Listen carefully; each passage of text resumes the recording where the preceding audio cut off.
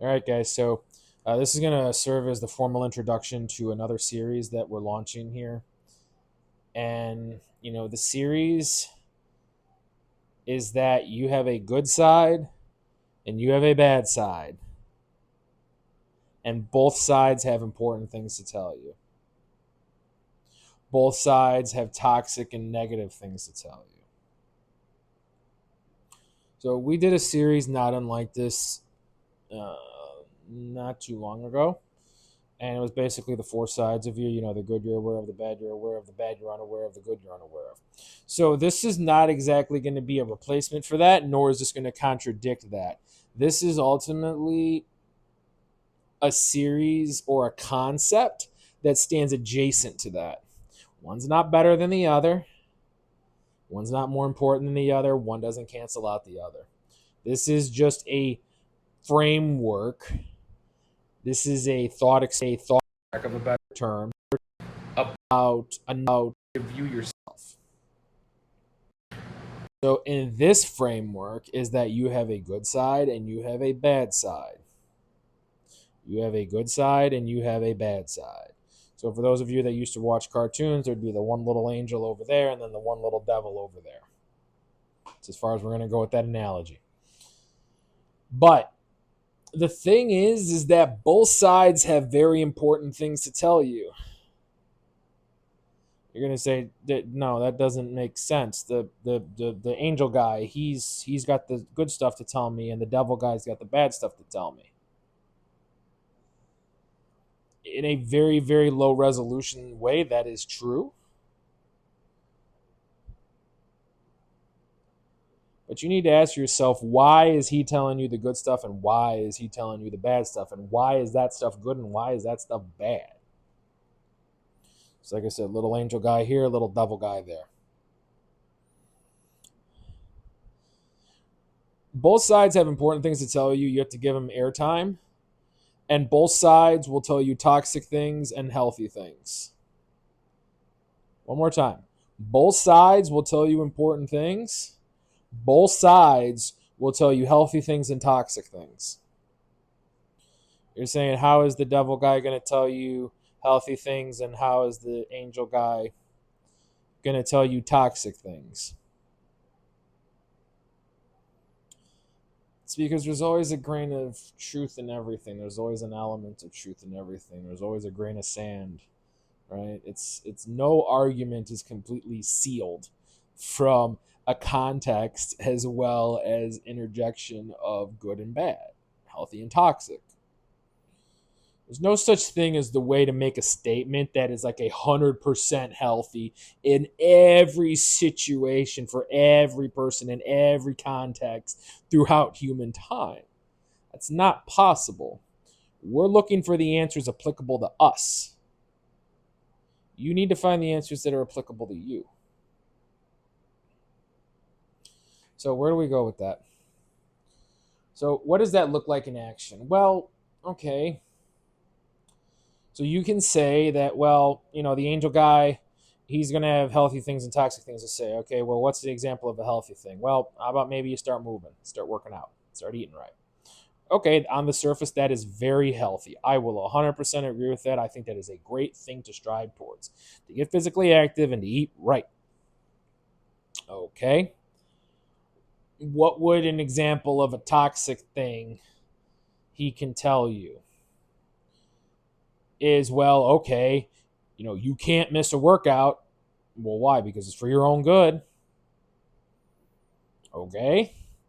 Or you could say, well, you can't have any cheat meals. Not what? No, no, no, no, no, no. You got to be eating chicken breast and broccoli every meal. It's for your own good. It's healthy to eat chicken breast and broccoli. So therefore, why don't you do it every single meal? That doesn't sound really healthy to me now, does it? That almost sounds toxic. So that's an example of a good thing that can be implemented healthily or toxically. So now let's think about the devil guy. Well, now the devil guy is going to say, "Oh, it don't matter. You know, it don't matter. You don't need to eat right. It don't matter. You don't need to exercise.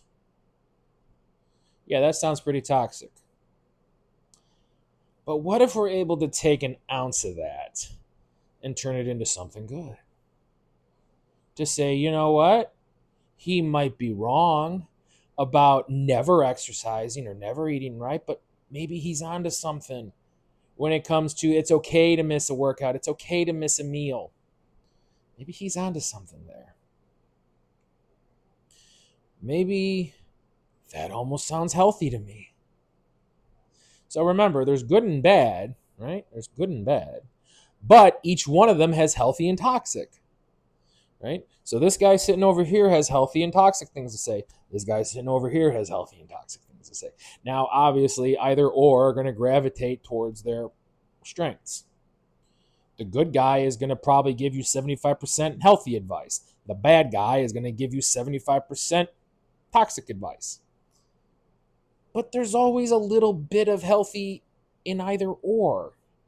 Because if he says that it's okay to miss all your meals, that's not a good scenario. But if we can pull that apart and use that within a well-defined scope to say, you know what?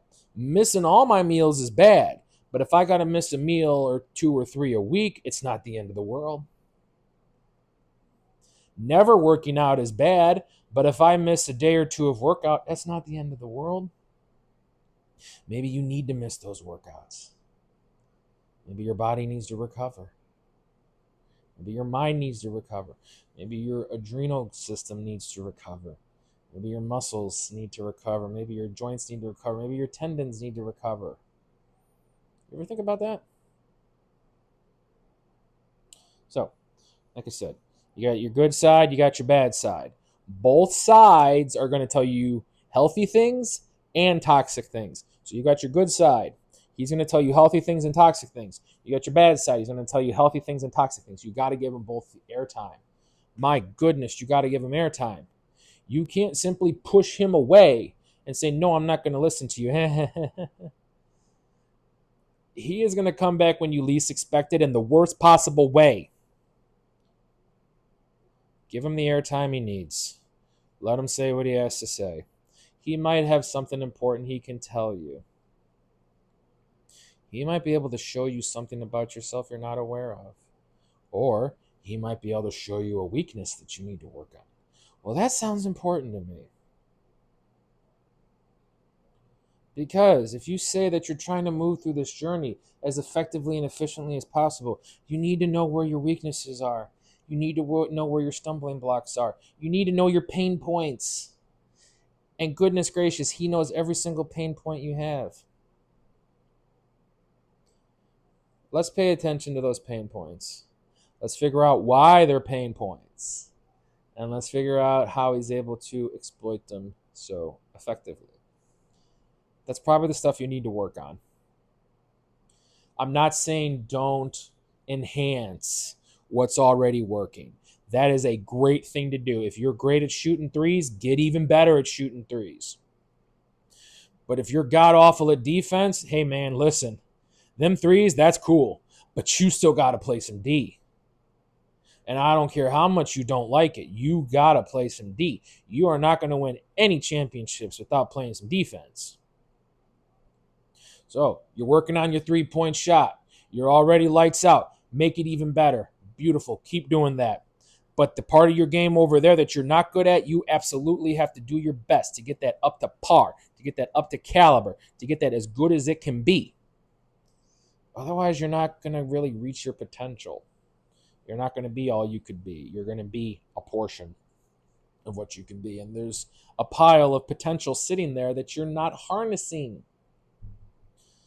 Just imagine that you've got a pile of resources, you've got a pile of money, a pile of gold, and you're just letting it sit there because you don't want to grab it. You have to grab it. You have to grab your potential. The only way you're going to get to your potential is by maximizing your strengths and minimizing your weaknesses to the best of your abilities. And both guys are going to help you in that journey. They're going to help you in that journey. I would make the argument that if you're listening to this video, you probably have a pretty okay idea of your strengths, perhaps.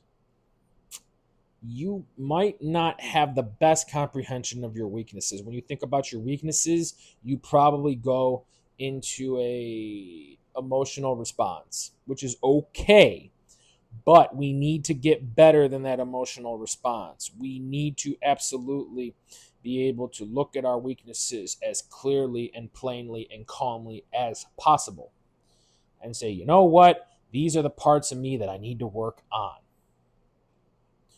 So we're not going to min max this, okay? We're not going to just max out certain attributes and then leave the rest of them to the wayside. We're going to try to push as much of ourselves up as far as we can. Now, obviously, if you have a strength in a subject, yes, you maximize that strength.